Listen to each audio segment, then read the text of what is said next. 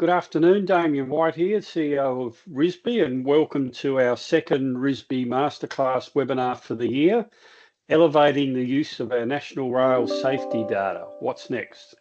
And today's speaker is Dennis Horton, Senior Manager, Data Analytics with ONRSR. Firstly, I'd like to make an acknowledgement of country, to acknowledge the traditional custodians of the lands where we meet today.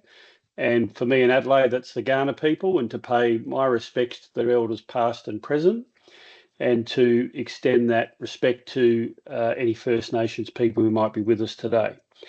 I'll just read out a quick bio on Dennis. As I said, Senior Manager Data Analytics at ONRSR. Dennis started his career as a statistician over 20 years ago, back before data was cool. His first role was at the Australian Bureau of Statistics, where he subsequently held several permanent and contract positions. Dennis has worked in numerous overseas roles and led data teams across various industries, including health analytics, financial forecasting, startups, and clinical statistics, and now leads a team of talented data analysts and scientists at ONRSR.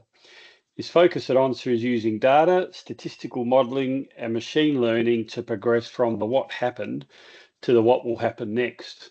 Now, I guess before I hand over, Dennis, I guess my reflection in coming into this webinar is that the industry is far more data driven nowadays than it might have been even 10 years ago. I think when I think back, and we are a reasonably diverse and fragmented organisation, so there's a lot of different players with different needs. Historically been quite reactive to managing safety, and I think my reflection the last decade or so, there's been a much greater recognition and availability of good data to start to be far more proactive and to drive the better safety outcomes. And just a reminder to people online, if you have any questions, please put them in the chat, and when we get to the end, Dennis will be happy to answer them. So over to you, Dennis. Thank you very much, Damien, and thanks RISSB for giving me the opportunity to present here today. Looking forward to just showing you a few quick insights of what ONRSR is doing in terms of data analytics and how we're progressing. So it's interesting you make that comment about a decade ago, data not being in the focus as much. I started my career 20 plus years ago. I had a university degree from the University of Adelaide in mathematical and computer science with a major in statistics, which is a pretty nerdy combination. And back then, a very rare combination. So back then when I told people I was a statistician, generally didn't get too many further questions. I wasn't considered the coolest person in the bar when someone asked me that. But it was very different back then. So my first job was at the Australian Bureau of Statistics, and I would have walked into the office. In my pocket, I would have had a Nokia 3210. If anyone knows those phones, those indestructible phones where you can type a message with about 100 keystrokes to say, hello, how are you? You could make a phone call or play Snake on it, basically. We had low-speed internet. You had hard drives you had to plug in the wall, and they probably could hold 10 megabytes. So it was a very different world back then in terms of data. There were still complexities. It was still difficult to understand data. We would collect it on paper often. But you can see now over the last 20 years how that has changed immensely. Now we've got incredibly high-speed internet. We can store. We've got high computing power. We have these mobile phones in our pockets that are just data central. There's just data coming in from all angles. And the challenge now is how do we use that data? How can we harness the power of it? And that's a universal challenge. All organizations are in this race, and data wins this race because it's just constantly exponentially growing, and we're just trying to catch up with it. And that's no different at ONRSR. We've got a lot of data sources coming in, and we want to make sure we're doing the best we can with that. So our chief executive, Natalie Pelham, is often asked, what does ONRSR do with the occurrence information that we receive? And do we provide sector level data, that kind of thing? So hopefully today we can answer a few of these questions. So we want to just talk today about how we're responding to the rail industry's appetite for data, and how we're enhancing our data collection and reporting and analysis to leverage that. So I'll move in firstly just with a short video. So just to start off, ONRSR's purpose is to enhance rail safety for the Australian community through targeted risk-based regulation and by proactively sharing insights and information arising from our work. So especially that last line, sharing insights and information from our work, I think that's been a big focus area and something we'll talk a bit about today. I'm going to try and play this video. I'm not sure how well it will stream, and also it might be very high volume to begin with. I'm not sure. Who knows what Teams does? So just beware, but it's just a very short video. So I'll see how that goes.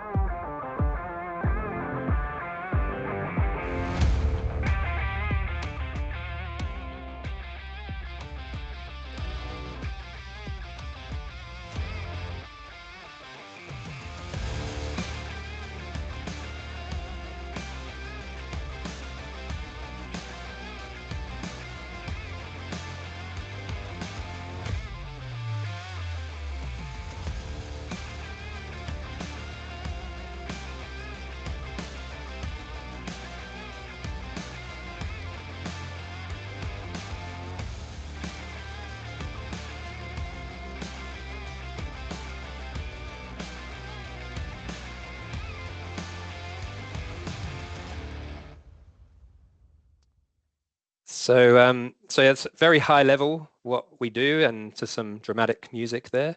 But let's, don't want to play it again.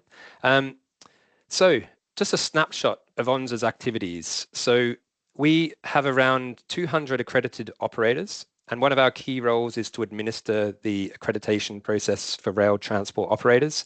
And these 200 accredited rail transport operators are mixed between rolling stock operators, rail infrastructure managers, sometimes a combination of the two, in various areas of tourist, heritage, freight, passenger. And one of the main tasks is to make sure that the operators are accountable for ensuring, so far as reasonably practicable, or SFARP, the safety of their specific railway operations. And there's a huge variation in this, and our task is to make sure we tailor that kind of regulation for each one. And RTOs are responsible for reporting occurrences and other information to ONRSR.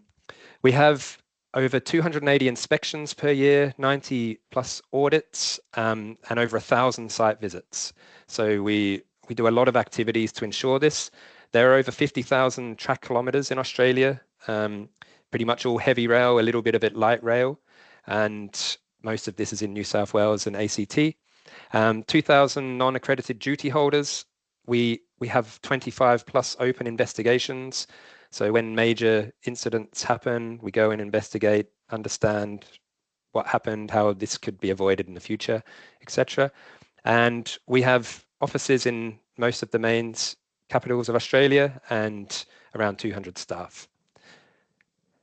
Our regulatory footprint, this map just shows each color is coordinated by the base office that conduct it. You can see that we don't just focus on the metropolitan areas. We have a very big footprint across regional Australia.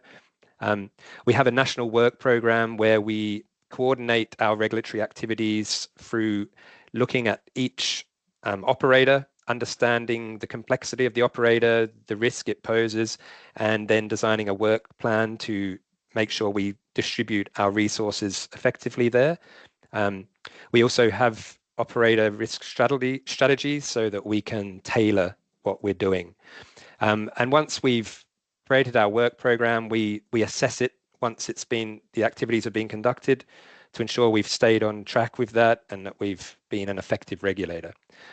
We also do a lot of investigations and a lot in regional areas where we determine the causes or whether there's been a breach of legislation, whether action needs to be taken to make sure there's compliance with the law, lessons learned, and how we can move on. So you can see we have a big footprint across Australia. we recently put together our strategic directions for the next 3 years. So these were put together with extensive consultation with external and internal resources.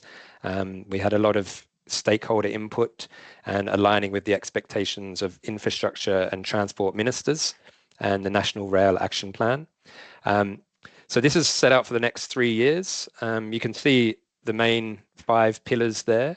I won't go through each one because the main one I'm focused on really today and generally is leveraging data and intelligence to enhance our approach to risk-based regulation.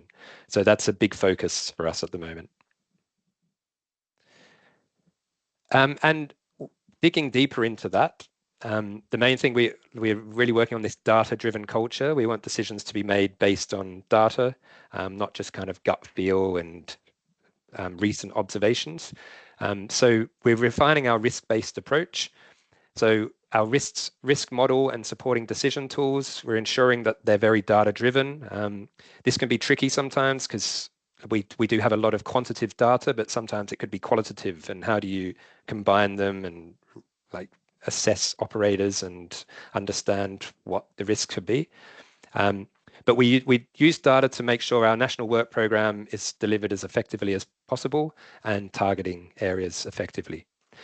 We also want to inform decisions. So we want external stakeholders to be aware of rail safety data. So we have the annual rail safety report, which we will talk about today a bit, and our web statistics, which we'll also go through. And we have other publications like our annual report and general posts on LinkedIn and feature articles. So we just want to make sure that they're very data driven. And we want to gain insights. So we're very in the middle of a data analytics strategy where we're starting to implement a lot of data kind of features, both traditional statistical methods, machine learning, general reporting. We just want to make sure we're really targeting well. And we want to enhance our investigation strategy. So the 3 core functions of myself and the data analytics team are data reporting and analytics. So a lot of business as usual reporting, understanding what's happening, analytical insights, so where we're getting a bit more deep into the data. And we have a big project on a national level crossing portal, NLXP is the abbreviation, and general data engineering to ensure our data is accurate and timely and trustworthy.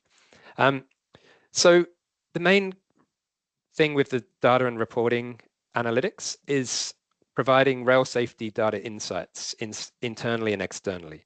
So we have a dedicated team of analysts who are very skilled at digging into our data sets, extracting it, creating digestible reports for people to use. We started monitoring this system mid last year, and already over 160 data requests have been serviced, both internally and externally. And our analysts really are good at getting in there and finding those facts that can assist both our internal rail safety operators and any external researchers or government departments. So that makes up a big part of our team. We also work on our publications, so the rail safety report, our website statistics, and just making sure we're presenting data publicly as well. Our analytical insight team is more about getting those real nuggets of information by using more sophisticated techniques. So in ONRSR, we said before how we had all these audit and inspection reports. We have strategy documents. We have information coming in from the operators and a lot of text, basically. And I'm sure this is familiar to many organizations. A lot of text documents sitting there and often very hard to understand or use. So a big part of our function is to employ natural language processing, where we're using machine learning techniques to be able to ingest hundreds of documents all at the same time, pull out the key messages, understand what we should do to act on those documents.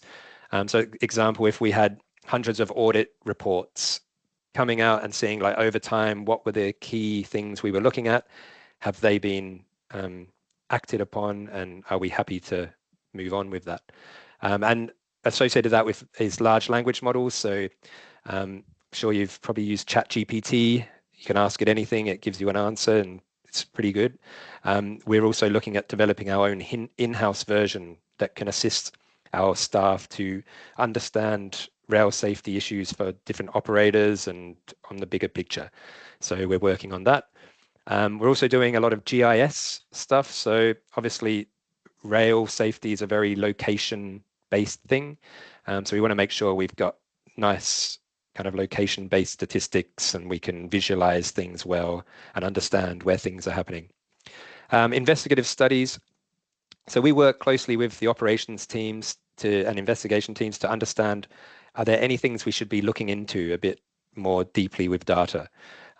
So like, for example, we might be noticing there's a prevalence of overspeed incidents in a certain location. We sometimes then will form a small group to do a data deep dive into that and understand what the causes may be. And then the use of AI, so I mentioned natural language processing, large language models, all part of artificial intelligence, but also thinking about its impact on rail safety and how operators are using AI and how that works in terms of regulation. AI is moving at an incredibly fast pace, and there's a lot of issues coming up of how do we deal with that. I mean, you've got driverless vehicles, where does the responsibility lie? How are visual analytics being used at level crossings, all those kind of things. So that's very much what this team does. And just to give you an idea, this is some of the data we have coming in. So when I talked about 20 years ago at the Bureau of Statistics with my Nokia phone, we had a few bits of data coming in, but nothing like we have today. And ONRSR is the same. We've got so much data coming in. We've got audit and inspection reports. So we have our safety officers go out, write reports about what they're observing and what they've found. Operator regulatory strategy, so individual strategies for operators. Any investigation reports, safety performance reviews, operators give us annually, and it's like a snapshot of the safety performance. We have monthly returns, so that's a lot about network statistics, reportable occurrences. And then we've got external rail data, so other regulators in different countries, other regulators that are not just rail, but other just general regulators, social media, weather, demographics, and traditional media. So much coming in that we can extract bits of information and hopefully combine it to paint a picture and help guide us. I mean, very generally, the things we can start thinking about, like classification, regression, forecasting. Can we classify areas of track that are deemed dangerous and forecast with population growth and change in climate and things like that? And then you've got your natural language processing, very text heavy. Can we extract meaning from that? And large language models. Can we create this kind of really nice tool for us to use and gain better insights? So they're the kind of things we're exploring at the moment. And then if you look at our national level crossing portal and data engineering, so we're in the middle of developing a revamped national level crossing portal. So we have a lot of level crossing data from OurCam, around 20,000 level crossings in Australia. And then we can integrate with occurrence information to really paint a picture about level crossing safety and where attention might be needed. And so we're conducting a big project on that and hoping to release that in the coming months. And just general data engineering, any good data analysis has to be based on good data. This data has to be ingested and stored well, be accurate, timely, etc. So just making sure that also happens. So that's kind of an overview of what the data analytics section at ONRSR is like and kind of our core functions. And things are progressing really well with that. With a data analytics strategy, the way data changes is so rapid that you've got to make sure it's a dynamic one. And they're all the kind of things we're considering here and how we can get to that next level. So the Rail Safety Report, this was released in January. And I'll just go to the opening page, which might scare you. But don't worry, you don't have to take all this in. This is just the first page. It kind of gives you at a glance and contains a lot of information in one hit.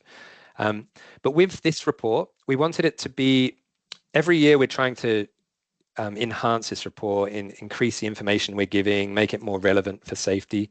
So this year we incorporated a lot of work with so we did a national rail safety data strategy in 2022 where we had a few changes in the collection method, and this helped us to focus more about occurrences and factors that contributed to them. So we include a bit of that in this year's report. We do a bit more international comparison. So we look at the rail fatalities across 6 more countries compared to Australia. And we also do a case study that details some of our compliance monitoring activities and findings from it. And this report contains over 1,000 statistics, and it's the first time we've just published it online. I'm not going to go through every one of those 1,000 statistics because I could be the first person to bore over 100 people in a short amount of time. But I will just pick out a few highlights and a few interesting points that we found there. And also note we're working on really enhancing this. So at the moment, this is the online presentation that we have. We're currently in an internal working group to really get to the root of what should this report look like, how should it be presented, and how can it help you more, the user. And later on, I'll be talking about this kind of group we want to form with external stakeholders to understand more about that. So we really want to talk to external stakeholders to understand, like, how can we create better data and more relevant data. So big discussions going on there.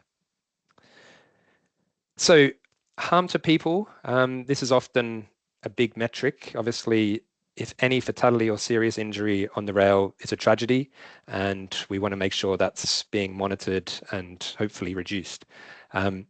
So there were 82 fatalities in 23-24. Last year there were 83, so very similar. And the breakdown of this, we had one was a person-train interface occurrence. We've had a few level crossing ones, which include 2 worker fatalities as a level crossing collision with a vehicle, and 5 public fatalities as a result of level crossing collisions. One was due to a medical episode, and one due to misadventure. And then the more alarming figures, I guess, are we had 6 trespassing fatalities and 66 suspected self-harm fatalities. So that's obviously a big area, and we are using our unique data collection to make sure that we can investigate that further. So we work with TrackSafe on occasions to provide them information, and it's obviously an area we want to look into. In injuries, we had 89 injuries, 17 passenger injuries, mainly for platform interface and falls on and about trams. 16 members of the public, mainly tram collisions and level crossing, and 21 workers, and mainly level crossing collisions and some occupational hazards. And the charts you see here, so you can see the public fatalities, the level crossing collisions in the last 2 years have been slightly higher, still fairly comparable, but things like the level crossing portal and hopefully getting more information about level crossings could help that. And if we look on the right graphic here, it's our comparison with other countries. So we have 5 years of data for each country side by side, and we kind of rate fairly similar to European countries. There's not too much of a difference there. The main differences, I guess you'll see there, are Canada and USA, which seem to be drastically higher. When you're comparing countries, there's different demographics, different landscapes. It's very hard to pinpoint, but United States do have some interesting reporting where a lot of these are counted. So these numbers are actually not including suicide or self-harm. And United States has got a high number of trespassing numbers here, which may be counted as maybe actual suicide compared to other countries. So the US published stats have a suicide rate of about 30% of their total deaths, whereas most other countries have it around 80%. Australia has it at about 75%. So that could explain that. And key occurrences. So the occurrences, we have category A, and category B. Category A are the most serious, and they're usually having caused or have a high potential to cause harm, and they must be reported to us immediately by the operators. Category B are less serious, but are important to be monitored because they could indicate precursors to more serious things, and they have to be reported within 72 hours. So of the key occurrences, just some key ones that came out of it. So there were 4 passenger, 19 tram and 26 rail train derailments. So these are running line derailments. There were 5 train collisions and 9 collisions between trams.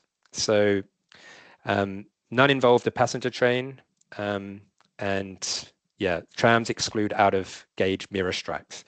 And the third one, train and road vehicle collisions at level crossings, there were 39.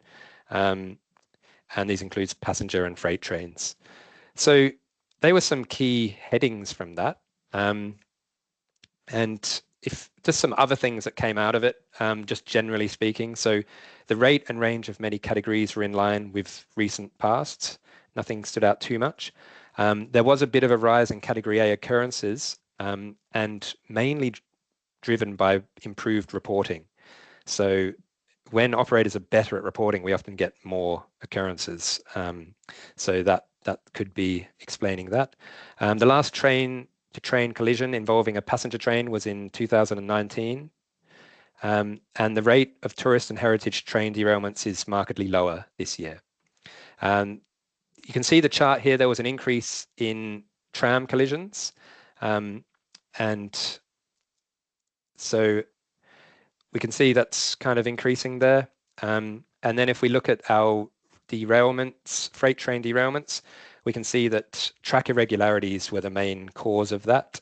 And second came in at other events, which has a range of possible occurrences like misalignment, build-up of coal on track, splitting of points.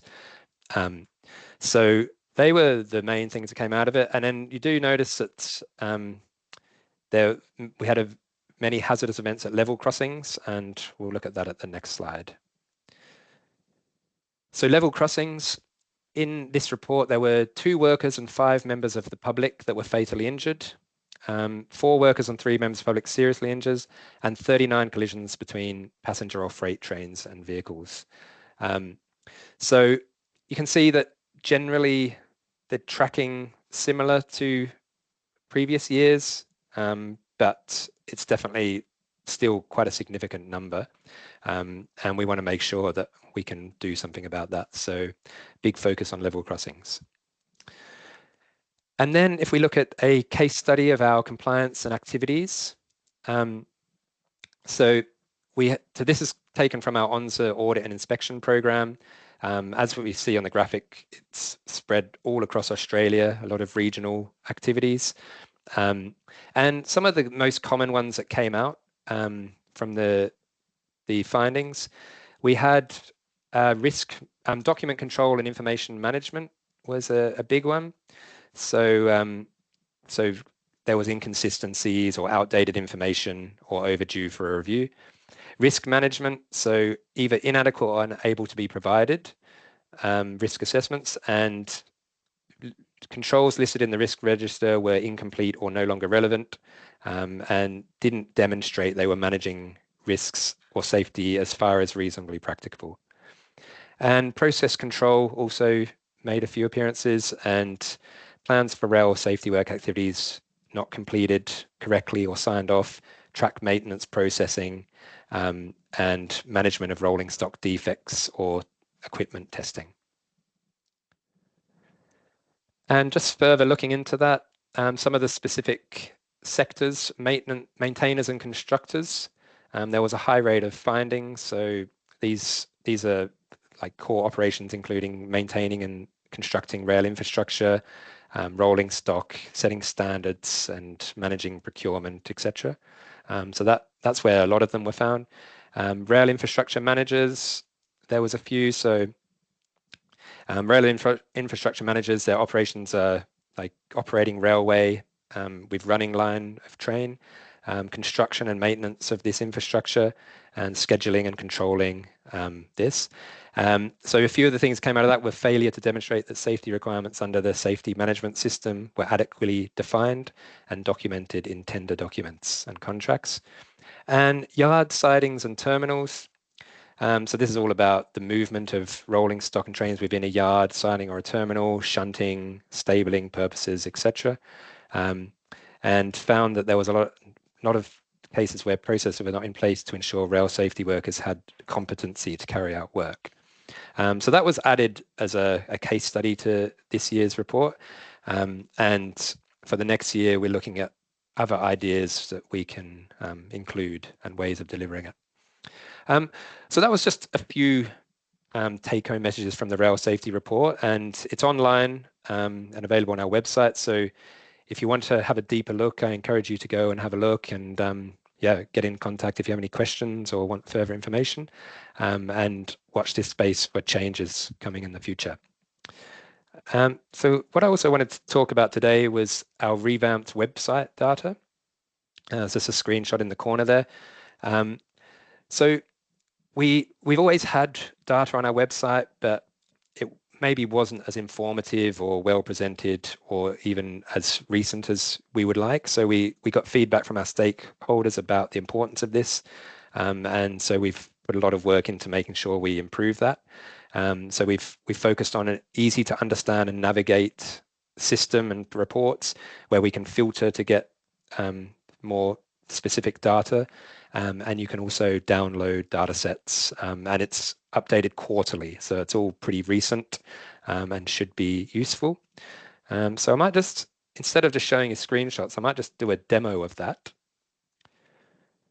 And let's just hope that the one time you want to demo something, it usually doesn't work, but let's see how we go. So this is just on onsr.com.au. So before you had to go here to access that data, which you still can do, but now we've also just included a quarterly rail snapshot on our front page. So you can just get a very quick snapshot of some of the key statistics. And you can click through here to get more detailed safety data. So now the three main reports at the top here: casualties, key occurrences, network statistics. We also have industry drug and alcohol testing. They're not currently updated past June 22, and we're just working on that currently to work out the best way to present that. But if we look at casualties to begin with, this is usually an important set of statistics. So these are all from July 1st, 2022, when the National Data Strategy was implemented. You can get historical data, which I will show you prior to that. Our default screen will give you the last year, most recent 12 months, and it gives you the total number of reportable occurrences, the occurrences resulting in a fatality, occurrences resulting in multiple fatalities, and then injuries and multiple serious injuries. When you get a different color when you highlight at the top, means you can click through to get more information. So if we wanted to look at these 75 fatalities, we can click on that to get a deeper dive into what made up those fatalities. Here we have a filter if you want to exclude suspected suicide, so exclude or include. We can also select the custom date range if we want to get a specific time, and we can select person type. So maybe you want to focus on passenger. We click on that, we just get the passenger numbers, and just click anywhere else to go back to how it was. So then that's a bit of a deeper dive. And then just to note, in each one of our web statistics, we have a download data button. This actually just takes you back to this opening page because you can download data sets here. So download safety data here, and this will give it to you in an Excel where you can then use it for any purposes you require. So here's the Excel, and you can click through to network statistics, casualties, etc. The tabs are down the bottom here. So this hopefully will be of use to people. And then just note, as I said, the drug and alcohol testing, we're just working on the way we're going to present that. So at the moment we have a coming soon, but you can access the pre-July 1st data if you want. So that's the data download. Let's look at key occurrences. It's another Power BI setup for that one. So here we have our total category A and category B occurrences, a bit of an explanation there of what they are. If we want to click through, get more information about our category A's and what made them up, you can see state breakdown and then the top 10 occurrence types and then over time. And we can just select our date range. At all times, if you want to go back or home, the top right here has the back button and the home button. So you can get back to where you started. And then we've got the more specific categories. So if I wanted to look more about level crossing near hits, I can click on that and get a bit more detail about whether it was, if I want to select by just person, near hits or vehicle. It's all very interactive. And the totals here at the bottom, and you can just do it. So I can compare the total with person, for example.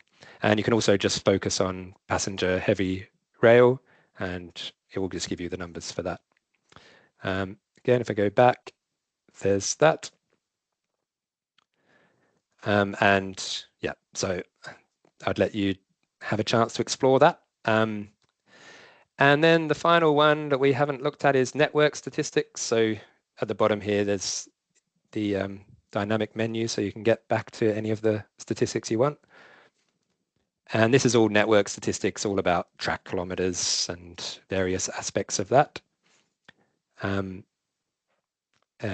you can see we've got 50,000 track kilometers, train kilometers of those that are passenger and train and tram, tourist heritage, etc., and passenger movements. And again, you can just click through on those and get more insights. So that one. And just note on the main screen, it always opens up to the last 12 months. If you wanted to just update all of these statistics to a certain date range, you just have to click on this button to view customized date range data. And this will take you to a customizable page there. So, and the other thing to note, I'll just go back to the main page. So we've covered those four. We've got the download dataset function here. We've also got the scopes and methods. So this just gives details about various data collection definitions and a bit more information there. So that should help if you need more detail. And the external, so we put this in because and I will talk about this in a second as well, but as I've mentioned before, we do want to start hearing from external stakeholders about how they're using data, what we could do to help. And here, if you want to sign up, you can. So just put your name, organization, contact details. Well, I mean, we're looking for people that are using rail safety data, using ONRSR data, and want to know more about it and maybe have their input on how we can provide more. So feel free to sign up there. The other thing we have is requests for data. So if you've gone through all of the statistics here and there's something else you're really interested in, we do have a dedicated team to fulfill any data requests where you just put in your name, details, and details of what you want. So you might want to know derailments for a date range in a certain sector or state, and we can do our best to service that. We will be adding more information on about what we can and cannot provide in terms of legal requirements. But our team, when we get a request in, it goes through a chain of approval to ensure that we can provide what's been requested, and then we do the work. And we're actually getting more requests as time goes on, and yeah, so sometimes there is a time delay because there's a lot of information to extract. And if you want any data that's pre-July 22, it's all here. So this is key occurrences pre-July 22. It's just in a different format, and there are data downloads there for you. So that's that's probably enough about that. Just close these windows. Yeah, I encourage you to just go to the website, have a look, have a play, and see what you can find. And if there's any comments, yeah, we're always open for feedback. And so just finally, so I already talked about this request for data form. It's on our website. Like I say, we obviously are very serious about what we can and cannot provide. If there's personally identifiable information or things like that, then it's sometimes difficult to provide, but we review every request and make sure we're in line with that. But yeah, feel free to request. And then, yes, so the formation of an external stakeholder working group.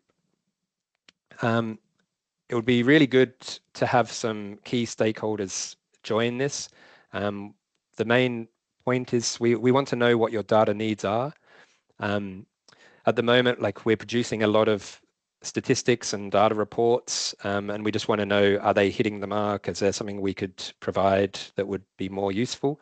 So we really want to build that two-way communication. So in these sessions, we would hold them semi-regularly. I think this will be something that evolves as we gauge the interest from people. It would start off with some semi-regular catch-ups where we would talk about, like, we can understand how we can analyze and distribute our data to improve for you. We can show you new initiatives and products that are happening. We can hear about your own data journeys. I think it's a very collaborative space. It'd be really interesting to hear how you're analyzing data and work together on that. Sometimes it's a bit of a jigsaw where someone's got a certain piece of data that compare very well with another piece, but you don't always get that connection. And yeah, really want to collaborate on that one.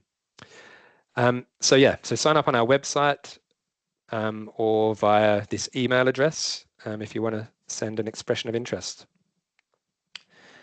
And in terms of engaging and influencing with ONRSR, we have a few ways of doing that. So we obviously have our website, which I just showed you. There's chances to make requests and be part of the external working group there. And even if it's not a data request, but it's just a bit of feedback, feel free to use that form. We have a big presence on LinkedIn, so feel free to follow us there. The ONRSR Way is a good document that really kind of showcases how we go about regulation and some of the things involved. Our annual report and rail safety report. So we went through a bit of the rail safety report today. And the ONRSR Engage is you can subscribe via the website. It's a monthly publication, just with details of what's been happening at ONRSR. So that was pretty much all I wanted to present today. So I think it'd be good to hand over to anyone if anyone had any questions or comments. Thanks, Dennis. Great timing. I shouldn't expect anything less from a statistician. Thank you. There's a couple of questions here and a few themes. First one is around commercial in confidence. So got one from Bob Pemberton from Fortescue. Will Section 244 of Rail Safety National Law be updated to allow ONRSR to share more detailed non-aggregate info, e.g. insights from individual incidents, learning, root causes that can be shared? And before you answer that, maybe to give you a bit of time to think, I think it's one of the biggest dilemmas for the industry, in that there are fortunately fairly rare major incidents occur, and the formal detail of what happened can take years. And during that time, there's likely opportunities for learning and sharing the learnings that are often missed for a whole range of things, not just rail safety national law, but that might sort of have a think in answering it. Well, how do we, I guess what the question's asking is, we got great data, how do we inevitably may need detail of an individual incident in order to be able to learn? How do we overcome those very real barriers for transparency? Yeah, that's a very good question. And that's not just for rail regulation, that's kind of worldwide, I feel. Like one of my previous roles was very much in health analytics, and it was an area of a lot of frustration in that you want to use data to do these interesting things that are going to benefit, but people don't want to release the data. It's a tricky trade-off, that one. I think it's more of a policy decision at times, and there is a review going on to talk about that. But it's a real tricky one. Personal identifiable information. There's a lot of legal kind of requirements around it, and we know that if we had more access to data, we could do better things. But there's also that side of things, isn't there, to consider. I realize I haven't really answered your question there because I think it's a pretty complex question, and one that I've encountered throughout my whole career, really. I mean, it's definitely a discussion point, though. Yeah. Another one is about, from Martin Baggett, fatalities and weighted serious injuries measure. So I guess in terms of your data, how are you able to differentiate the really serious stuff from the less serious stuff? Or is it simply, well, we know that a wrong side signal failure is far more risky or hazardous than a driver misjudgment, for example? Is there sort of any systematic way that you're doing that or planning to do that? Yeah, so when our occurrences come in, they're handled by our rail information officers. So the occurrence comes in and then it's kind of assessed by the detail of what's in the occurrence and then categorized. There are guidelines for how that's done. But yeah, it's, again, pretty tricky sometimes to determine, like, for example, what's a serious injury versus a minor injury. It's a very big scale of things. So the rail information officers are very skilled in, and they're very exposed to lots of occurrences. So they generally can kind of put their skills at play there to understand what category to fit it in. And we usually go from that.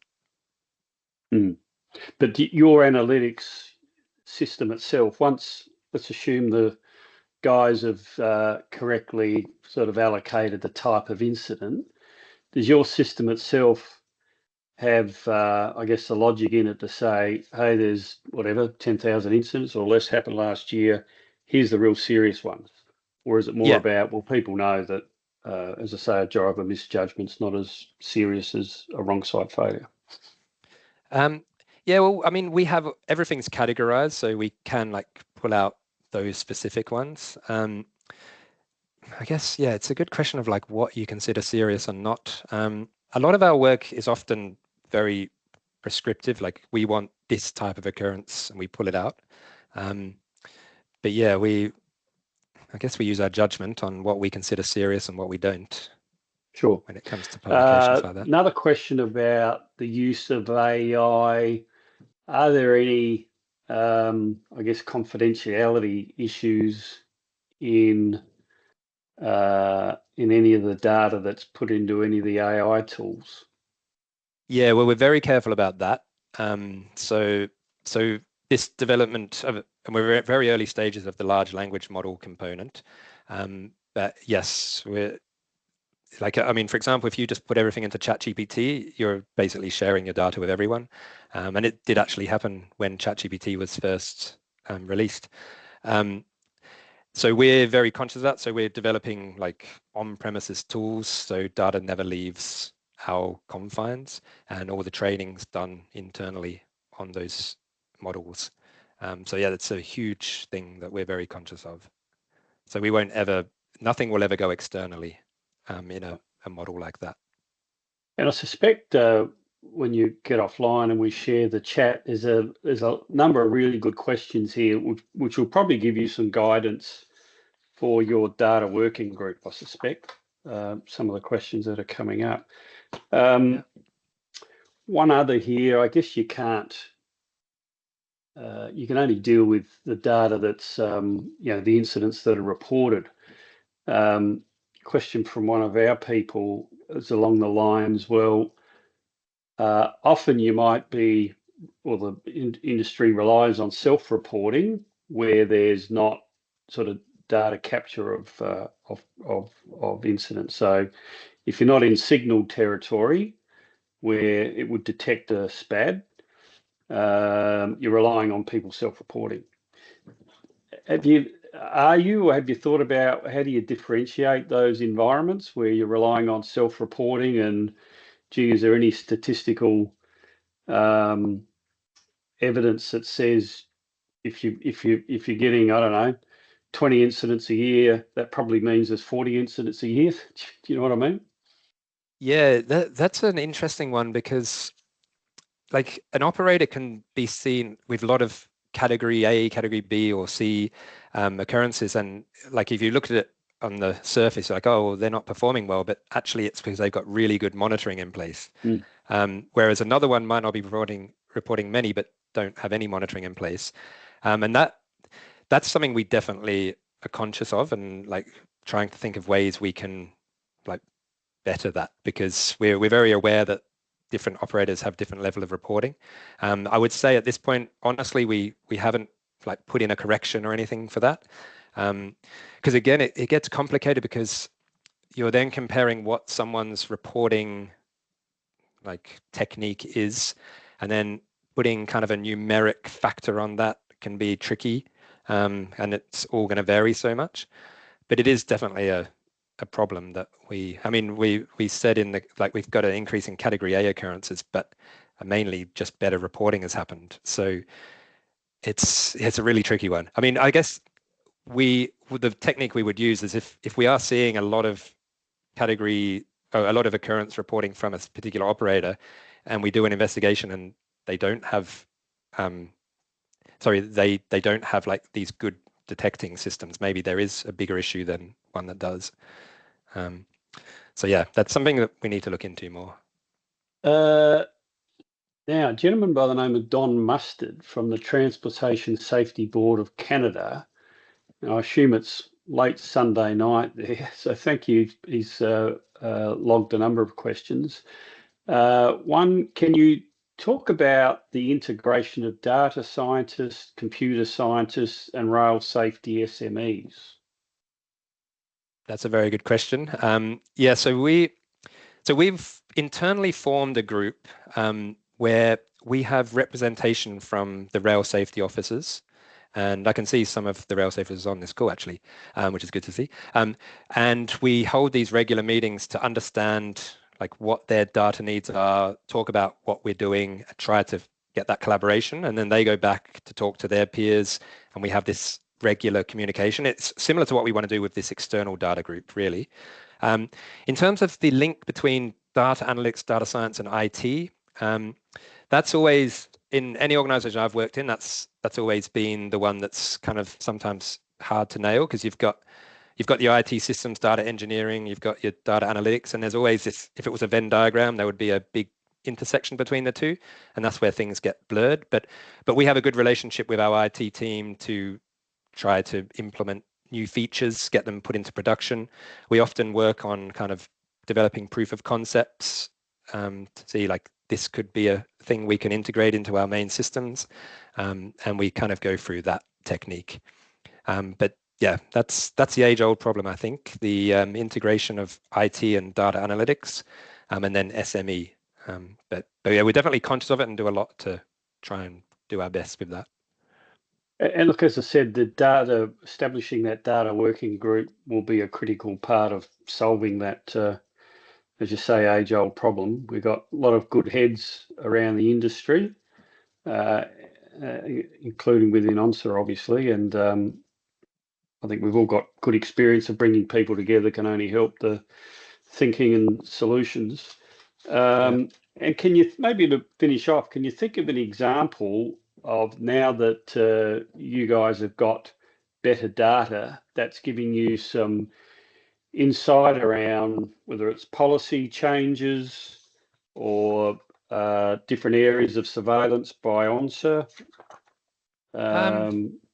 Might be early days, but so one of the proof of concepts we're working on is so topic extraction from text. So it's an unsupervised machine learning technique like natural language processing that can go into a huge amount of text and just kind of guess what a key topic is and kind of pull it out. So one application of that is that we've got an operator with, say, 5 years of audit and inspection reports, and every time a rail safety officer is going to go and do an activity, it's probably unlikely they're going to read through 5 years worth, 100 documents or so, to get the full insight. So we've ran this model that will basically ingest all that information and guess what the key topics were, and then even look at that over time. So you can say 4 years ago, this was a topic that was of interest, and kind of think, well, has this been addressed? Whereas before, it probably was lost in this sea of documents. So I think that's been a pretty interesting one. And it was really good, actually, because we had a data scientist do that work that probably had like not as much rail background. We ran it by our rail experts, and what the model had picked out resonated completely with them. So it was very encouraging to see that the machine learning could kind of match what the expectations were. So I think that's a good example of kind of early work we're doing in that area. Fantastic. All right, look, there's a number of other questions, but what we can do is offline go over those, answer them, and then publish them sometime this week. So look, Dennis, really appreciate you making the time to come along. A great presentation. I think we're going to make the slideshow available. We normally do. And just a reminder for the next webinar, which will be Tuesday, the 18th of March, between midday and 1 p.m, the People Movements Analytic Initiative. And this is a presentation from Metro Trains Melbourne, MTM. So that sounds like a great one. So thanks again, Dennis. Thank you for everyone who turned up, and enjoy the rest of your day.